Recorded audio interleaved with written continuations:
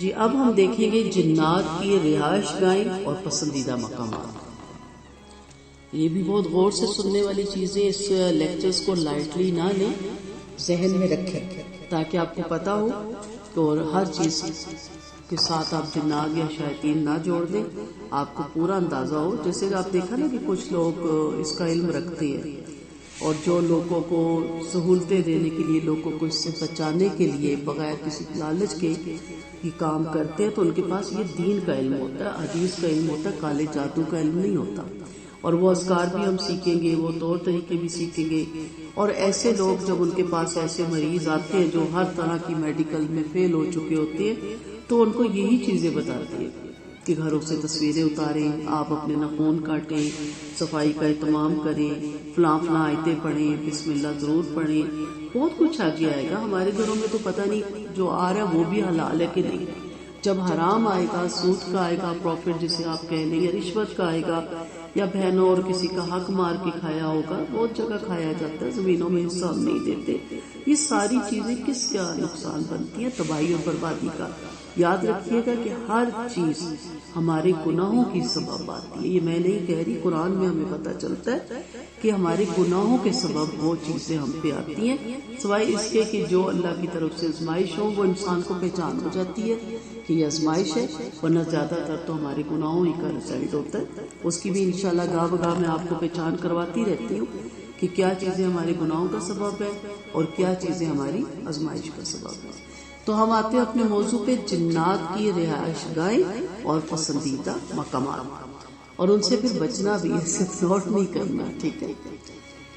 بعض لوگوں کا خیال ہے کہ اکثر جنات زمین کی سب سے نچلی جگہ پتال کے اندر سکونت پذیر ہیں اور زمین کے اوپر بسنے والے ان کی باتیں آگے پہنچاتے ہیں، لیکن یہ درست نظریہ نہیں ہے، کیونکہ قرآن و سنت میں اس کے بارے میں ہمیں کوئی دلائل نہیں ملتے۔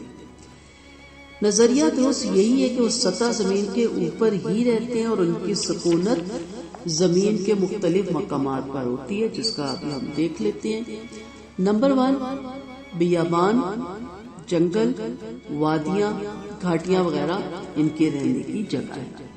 رش والی جگہ پہ یہ رہنا پسند نہیں کرتے، لائٹ والی جگہ پہ جہاں بہت زیادہ شور شرابہ ہو یہ وہاں رہنا پسند نہیں کرتے۔ ان کی زیادہ جگہ جو ہوتی ہے بیابان ہوتی ہے، جنگل، وادیاں، گھاٹیاں ہوتی ہیں، لیکن وہاں سے بھی ڈر کے نہیں گزرنا۔ وہ سارے اذکار بھی ہم سیکھیں گے، اور وہاں جو اچھے جنات ہیں، مومن جنات ہیں، وہ تو ویسے بھی کچھ نہیں کرتے، باہر ہر جگہ پتہ چلا کہ وہ تو الٹا ہیلپ کرتے ہیں انسانوں کی۔ اور جو شیاطین نما جنات ہیں وہ شرارتیں کرتے ہیں، لیکن آپ نے اگر وہ اذکار سیکھ لیا، آپ وہاں سے پڑھتے ہوئے جائیں، ڈرے مت، کانفیڈنس سے کھڑے ہوں، تو پھر وہ آپ کا کچھ نہیں بگاڑ سکتے۔ کتنے ایسے ہمارے اپنے جاننے والوں کے ساتھ واقعات ہوئے کہ ہم نے ایسا گھر لیا، ہمیں فیل ہوا کہ یہاں اس طرح کی کوئی چیزیں ہیں، کہتے ہم نہیں ڈرے، ہم اپنے کام میں لگے رہے۔ آخر ایک وقت آیا کہ انہیں خود جانا پڑا وہاں سے۔ ایسے وہ حرکات کر رہے تھے کہ خوف زدہ ہو جائیں، سہم جائیں، دل بیٹھ جائے۔ کہتے ہم اپنے نماز میں اپنے طور طریقوں میں ہمیں پتہ ہوتا تھا کہ اب یہ برتن گرایا جا رہا ہے، اب یہ دروازہ کھولا جا رہا ہے، اب یہ لائٹیں ساری دم آن ہو رہی ہیں، ہمیں پتہ ہوتا تھا، ہم جا کے آف کر کے پھر اپنے کام لگ جاتے تھے۔ اور اس طرح کے کام، خاص طور پہ رات کو اٹھو، ابھی کچن میں پہنچو ہی نہ تو لائٹ آن ہو جاتی تھی، کہتے ہمیں پتہ ہوتا تھا کہ یہاں ہے چیزیں، لیکن جب دیکھا تو آہستہ آہستہ وہ نکل گئے۔ جب آپ ڈر جاتے ہو نا تو پھر وہ آپ کو بہت ڈراتے ہیں۔ ڈر تو کسی کا بھی ہو جائے، ڈر گیا وہ مر گیا۔ ڈرے تو صرف خدا کی ذات سے۔ گناہ بھی ہوا ہے تو اللہ کی پکڑ سے ڈرے، انسان کی نہیں۔ نیکی بھی ہو تو اللہ ہی سے اس کے صلے کی امید رکھے، انسان سے نہیں۔ احترام سب ہستیوں کا کرے، لیکن ڈر صرف دل میں اللہ تعالیٰ کی ذات کا رکھے۔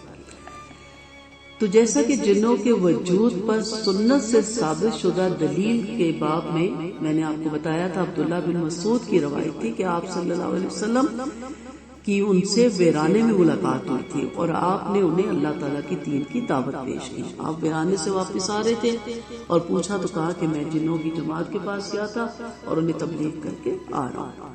پھر دوسری جگہ ہوتی ہے کوڑا کرکٹ اور لد وغیرہ پھینکنے کی جگہوں پر، جیسے گاؤں وغیرہ میں گوبر پھینکا جاتا ہے، ایک مخصوص جگہ ہوتی ہے، یا ان مقامات پر جہاں انہیں اپنے مخصوص کھانا، ہڈی، گوبر وغیرہ میسر ہو، زیادہ تر وہاں رہائش رکھتے ہیں۔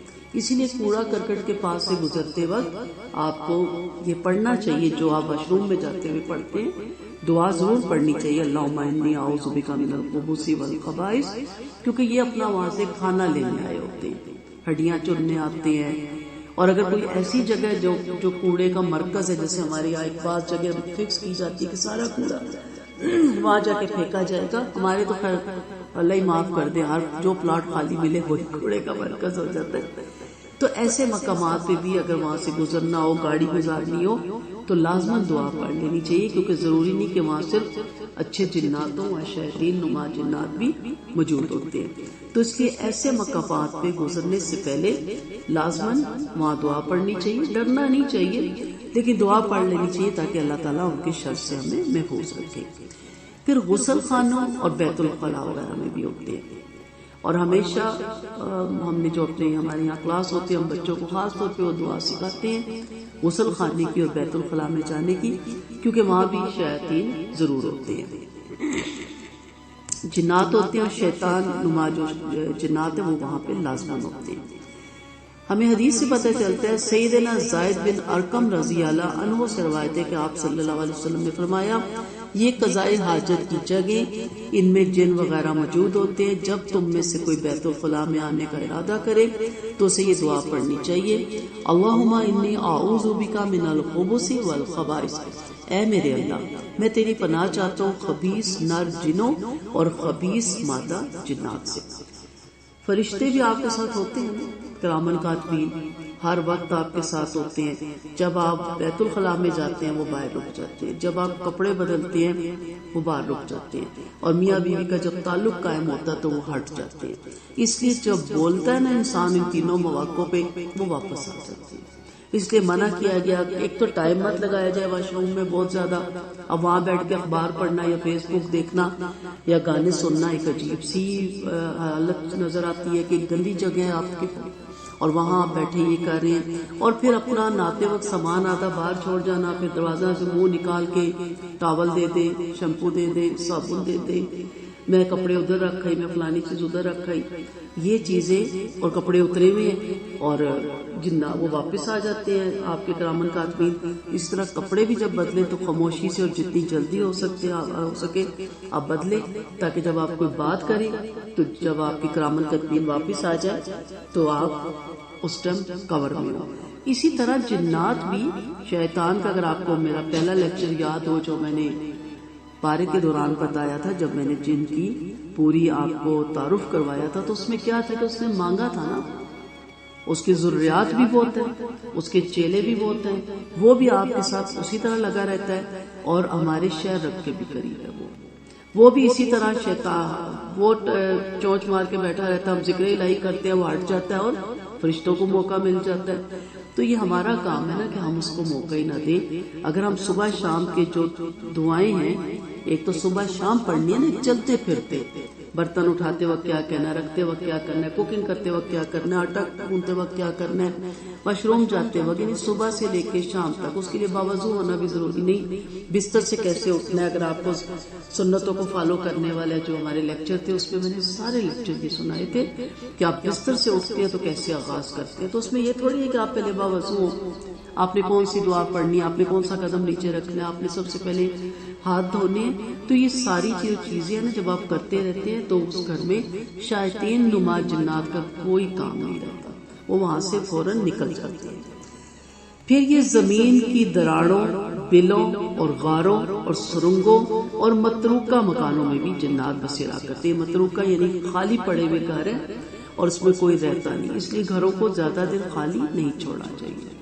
کرائے پہ دے دے، اگر کرائے پہ نہیں تو کسی چوکیدار کی فیملی کو دے دے کہ دروازے کھلتے رہے، قرآن پڑھا جاتا رہے، نماز ہوتی رہے، آنا جانا لگا رہے، تاکہ وہ یہ نہ سمجھے کہ اب یہ گھر فارغ ہے، یہاں کوئی نہیں رہتا، چلے اس کو ہم اپنی رہائش بنا لیتے۔ جیسے نا ویرانوں میں پسند کرتے ہیں نا، تو ویران گھر کو وہ بہت زیادہ پسند کرتے ہیں۔ تو اس لیے جب آپ گھر لیں اور اگر آپ نے خالی چھوڑنا ہے تو آپ وہاں چوکیدار فیملی ضرور رکھیں، اور گھروں میں بھی بعض کمرے اوپر خالی پڑے رہ جاتے ہیں، وہاں بھی کبھی نفل پڑھ لیا کریں، ایسا گھر بنائے کہ آپ کا آنا جانا رہے. اسٹور اکثر ہمارے بند رہتے ہیں, اسٹوروں میں بھی صفائی ہفتے بعد جیسے ہم کرتے ہیں اس کے دروازے کھلے رکھیں تاکہ جنات یہ نہ سمجھے کہ یہ گھر بالکل خالی ہے اور ہم یہاں پہ رہ سکتے ہیں.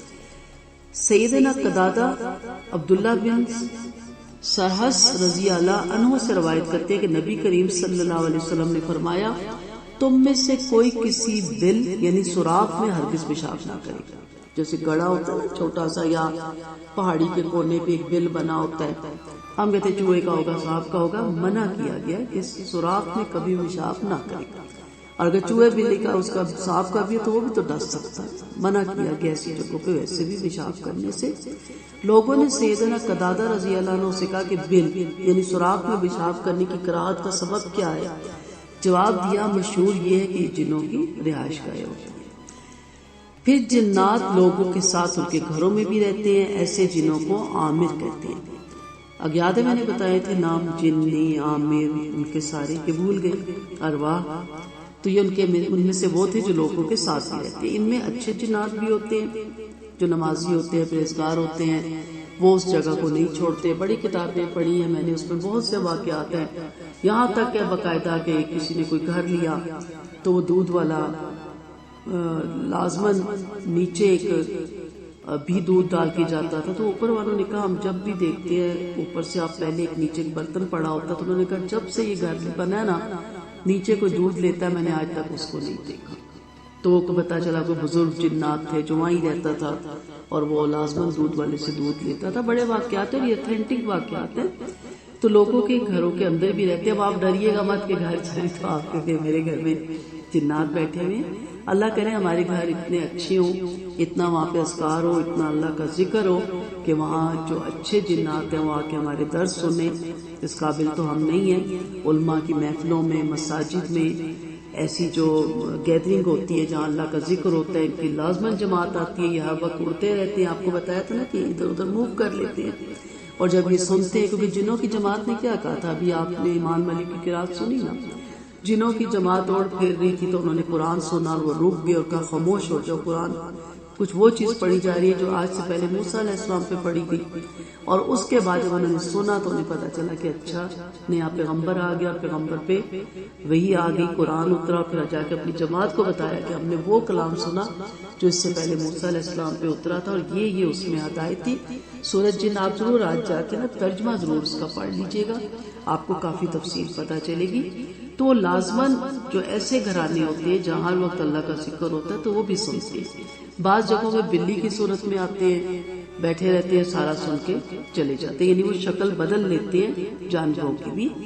تو وہ ایسے گھروں میں بھی بعض دفعہ رہتے ہیں. بہرحال ضروری نہیں کہ ہمارے گھروں میں رہتے ہو, اللہ نہ کرے ہمارے گھروں میں تو شیاطین نمائی رہتے ہوں گے جہاں ہر وقت میوزک, ہر وقت ٹی وی, ہر وقت موبائل, ہر وقت جھوٹ, ہر وقت غیبت, ہر وقت ٹوک, ہر وقت حسد, ہر وقت کینہ اور ہر وقت صلہ رحمی کو توڑنا ہے. وہاں کیا کام ہے دین دار جنات کا؟ ٹھیک ہے, خوش نصیب وہ گھر ہے, اللہ میں ان گھروں میں شامل کرے کہ یہ گندگی ہمارے گھروں سے نکلے. یہ بخل ہے, یہ جو کینہ ہے, یہ جو حسد ہے, یہ ساری چیزیں نکلے.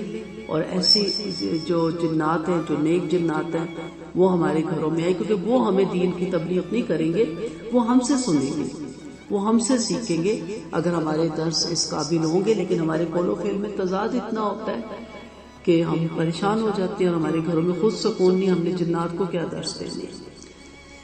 اس کی تصدیق اس انصاری نوجوان کا قصہ بھی ہے جس نے اپنے گھر میں ایک جن کو سانپ کی صورت میں پایا تھا. اس نے اس سانپ سمجھ کے اس سے مارا تو اس سانپ نے تڑپ کر اس نوجوان پہ حملہ کر دیا, جس سے وہ صحابی فوت ہو گئے اور بعد میں وہ سانپ بھی مر گیا. اس واقعے کی خبر ملنے پر آپ صلی اللہ علیہ وسلم نے فرمایا, بے شک مدینہ میں جنوں کا ایک گروہ مسلمان ہو چکا ہے. وہ شخص بھی ان گھروں میں رہنے والے جنوں میں سے کسی کو پائے, جو شخص بھی ان گھروں میں رہنے والے جنوں میں سے کسی کو پائے تو اسے 3 دن میں چلے جانے کی اطلاع دینی چاہیے. اگر اس کے بعد بھی نظر آئے تو پھر اسے قتل کر دے, کیونکہ وہ شیطان ہے. اونٹوں کے باڑے میں بھی جنات کی رہائش گاہ. سیدنا ابو ہریرہ رضی اللہ عنہ سے روایت ہے کہ آپ صلی اللہ علیہ وسلم نے فرمایا, نماز پڑھو بکریوں کے باڑے میں اور نہ نماز پڑھو اونٹوں کے باڑے میں. سیدنا عبداللہ بن مغفل رضی اللہ عنہ سے روایت ہے کہ آپ صلی اللہ علیہ وسلم نے فرمایا بکریوں کے باڑوں میں نماز پڑھ سکتے اور اونٹوں کے باڑوں میں نہ پڑھنا، کیونکہ یہ شیطانوں سے پیدا کیے گئے۔